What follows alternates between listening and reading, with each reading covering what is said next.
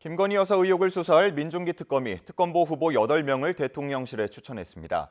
최상병 특검을 맡은 이명현 특검도 인선이 어느 정도 윤곽이 잡히고 있다는 뜻을 밝혔습니다. 취재기자 연결합니다. 김영수 기자, 민중기 특검이 인선 속도는 가장 빠른 것 같네요.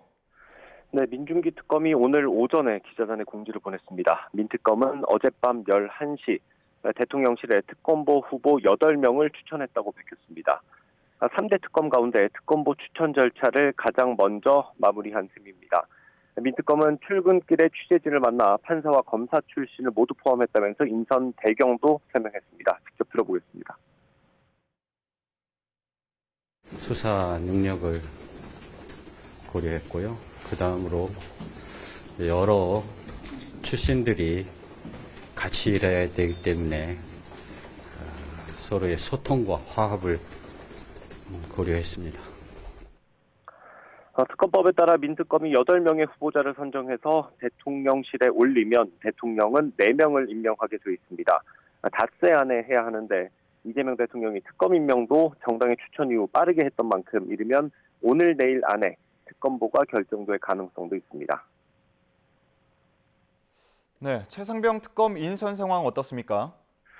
이명현 특검도 오늘 변호사 사무실 출근길에 취재진과 만나서 지금까지 진행 상황을 간단히 설명했습니다. 이 특검은 가장 먼저 특검보 인선에 주력하고 있다면서 일부 압축된 후보자가 있고 계속 진행 중이라고 말했습니다. 다른 단체에 추천을 의뢰하는 방안도 검토하고 있냐는 질문에는 이미 풀이 돼 있기 때문에 8명을 추천하는데 문제가 없을 거라는 뜻을 밝히기도 했습니다. 이것도 직접 들어보겠습니다.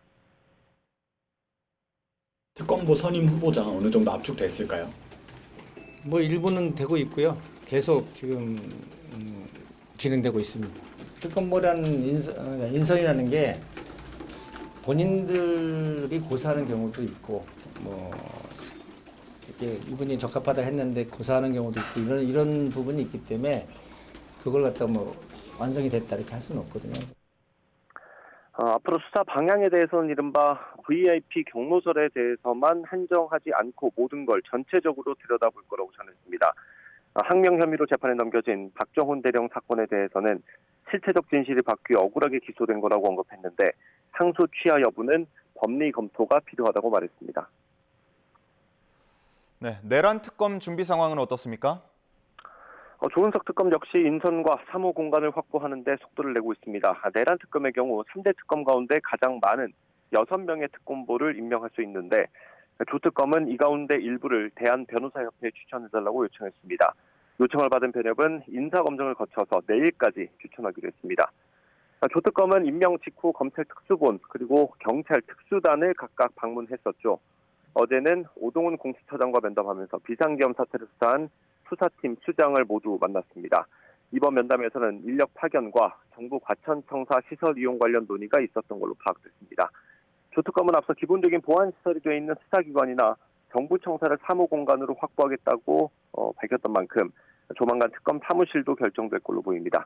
지금까지 사회부에서 전해드렸습니다.